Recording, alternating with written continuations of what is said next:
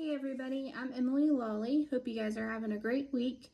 To go over the questions that Professor Hoover has posted for us, the first question talks about discussing how a teacher's authentic desire to make connections with students is important. And I think this is extremely important because in one of our videos, I think in the first week, I heard the lady say that, if students are not if they don't feel like they can trust you or they don't like you, they're probably not going to learn from you. So I think it's important that we try to connect to our students in order to learn about who they are and what their life is like, both inside and outside of school.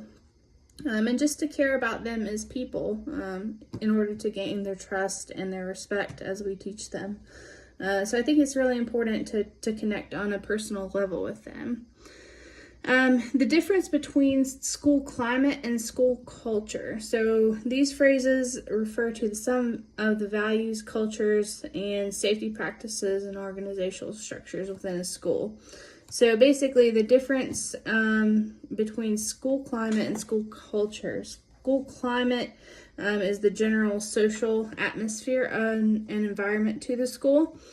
And then school culture is basically the way that teachers and administrators interact and collaborate between themselves and the students also. Personal aspects of becoming a teacher. I think it's important to ask, why do you want to teach?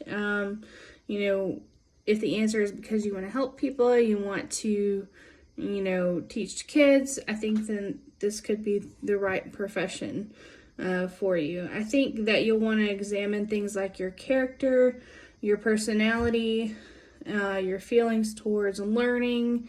I know as probably the best teachers that I know are lifelong learners. So I think that's really important for all of us, but especially people who want to teach. I think it's important to be a lifelong learner. Also, do you enjoy being around kids? What are your feelings towards, working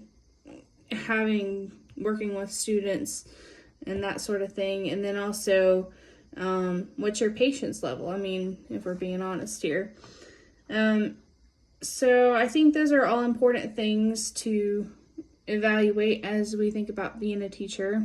And then the last question centers around what story we can relate to in our expectations for students and teaching and everything. And I enjoyed Cheryl's story out of the chapter that we looked at under teaching stories. So it talks about how she kind of fell into teaching because she was part of a large family, etc.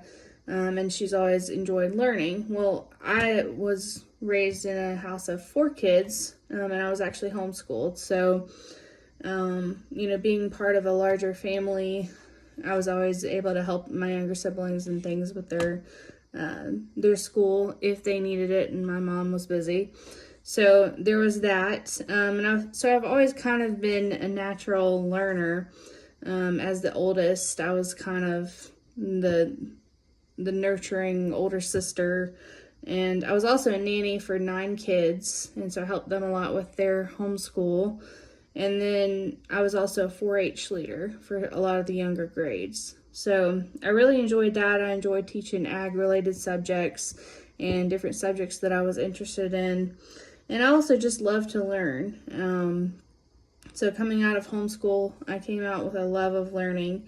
And I really enjoy, education. So I think that my expectations for teaching are that basically that, I could instill a love of learning into kids and give them, what I had. So that is about all I had for this video, and I hope you guys have a great week.